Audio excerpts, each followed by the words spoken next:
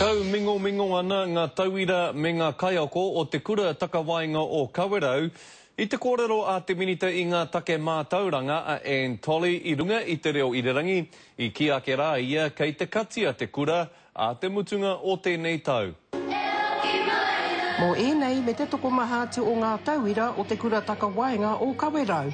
E kore he wā pauri atu i tēnei. It was pretty dumb because the support staff won't have a job, and we won't get to hang out.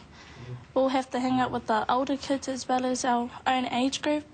Pretty dumb, because all the year 7s and that have to go to college instead of coming here. It's pretty cool here. O tahi rau toru te kaumārima te kaute o ngā tauira o te kura nei. E iwa te kaumārima paihene tihe Māori. Ko tōna tika, kei te whiriwhiri ake ko tehe atu o ngā huarahi e rima, rā hei whai mā te kura.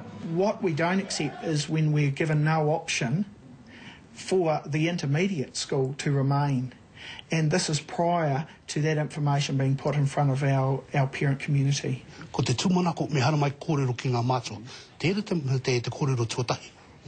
Māna ne, e hara koi. Koi e te atua?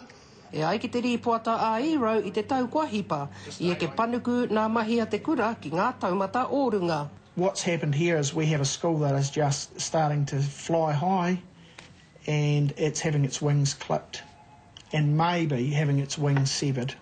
A pōpō ka huitahi ai te minita mō ngā take mātauranga a Anne Tolley, a rā me ngā puari kura o Kawerau nei.